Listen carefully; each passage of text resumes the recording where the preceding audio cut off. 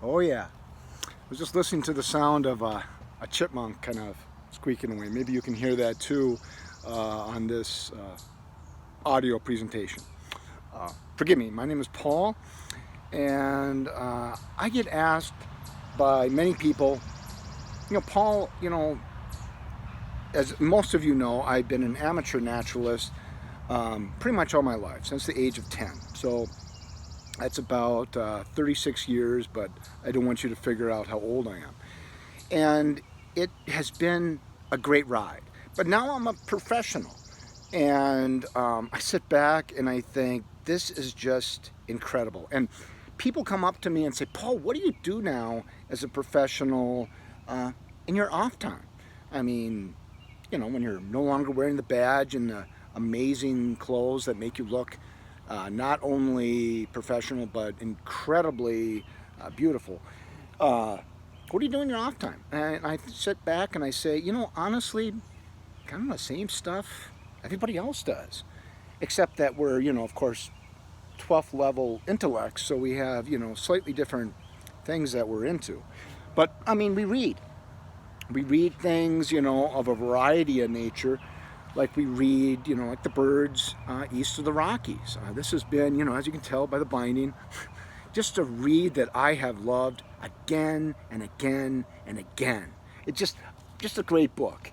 And then when I want to diversify myself, I think, I'm kind of bored with the birds east of the Rockies. I go Western, and Western is it's just as wild. I mean, you feel like you're in the Old West when you're seeing these birds. It is, it's Wyatt Earp time. And then, when I want to get just, really crazy, uh, adventurous, and really want to read something about a foreign book, I pick up The Birds of Texas, because I haven't been to Texas, and it's an amazing, amazing read from cover to cover. And don't mess with the people there, but it is a really good book. And then when I'm tired with birds, I sit back and I think, Paul, what else do you want to read? It's something totally different. And I pick up mammals, because mammals are, they're warm-blooded, they're hairy, they give live birth. They're just really neat animals in the Great Kingdom. But again, that too becomes a little boring after a while, and I'll pick up a book and I'll read about animal tracks, because sometimes those mammals, they tend, when they walk and go places, that they will leave footprints in a variety of stuff. I mean, whether it be mud or snow or various other loose things that a track can be left in. So I love reading about that. And then I read and I think, there's a greater me, there's a greater world out there. And I'll pick up a book like Atmosphere. And because I think, all of us breathe. All of us living creatures are in the atmosphere here on planet Earth. And we kind of have think of it like air around the planet. And atmosphere, I know, is a pretty complex word for the general public, but it allows my lungs to expand and retract every day, and it keeps me alive. And then if I'm ever out in the woods and I hurt myself in any way, I grab Medicinal Plants. Medicinal Plants is a fantastic book. Don't listen to that stuff on the internet or the quack doctors out there. If you break your leg or contract a horrible disease or even get a paper cut, Medicinal Plants is going to help you all the way. And then you sit back and you think, Paul, on your off time, you must sit back and eat, right? What kind of exotic things do you eat? I eat all kinds of stuff. And it's all in this book, mushrooms. It is so fun that I just pick any mushroom I see and start to eat it. Some are incredibly delicious and healthy for me. Others that I eat send me to the bathroom, and I'm there for like a couple days, but it's not that bad. And then one time I went to the emergency room by eating a mushroom, but that's all part of the adventure of mushrooms. There's a few in here that can kill you, but I haven't found those yet. So that's pretty fun. And of course, I'm wearing my Batman shirt, which is actually part of my pajamas from last night, and I know that's TMI, but I have fond memories, fond memories of Batman when I was a kid, and so I'll pick up the equivalent of a Batman comic book, and that is Bats of the World. It really brings me back to my childhood and makes me just feel joyous overall. But you know what? It's not all about reading. We must do other things as naturalists. Well, certainly we do. We play games like Birding Trivia.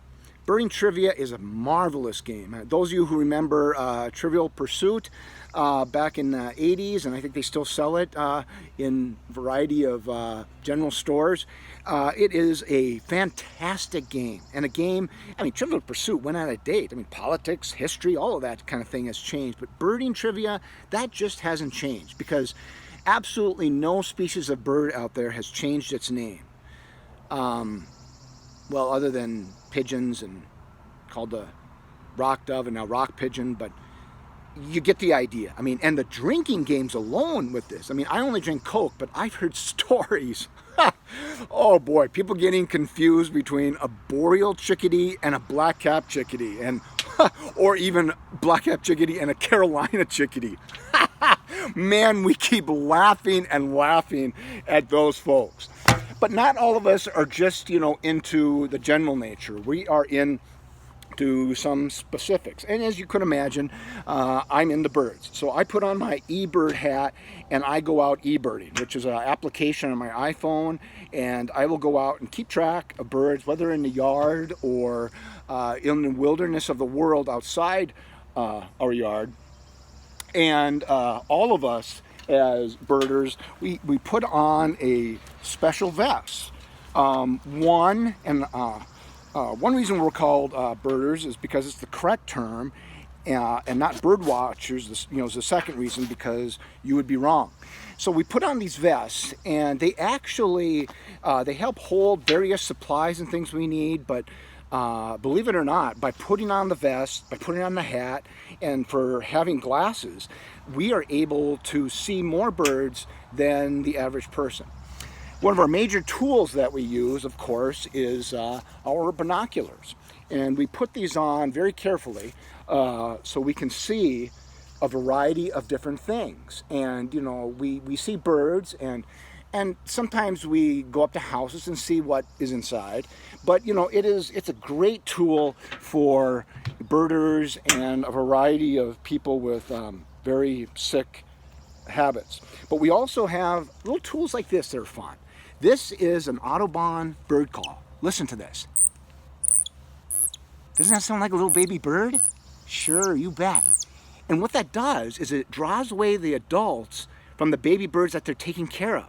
So the nest is left abandoned, the babies don't get any food, and sometimes they're attacked by vicious predators and eaten. So we're trying to be very careful, and this is a very ethical device that, when we use this, we have to be very careful. So I usually use it in the winter, and things are more fun that way.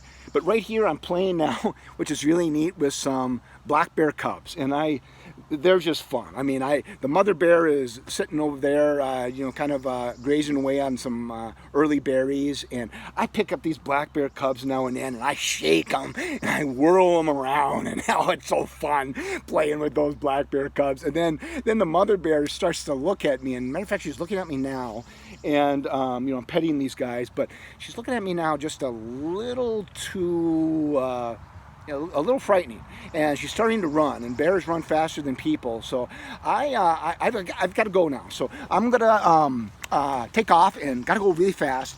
She's coming even faster. So you have yourself a good day. Hope you learned something, and I got to go. Okay.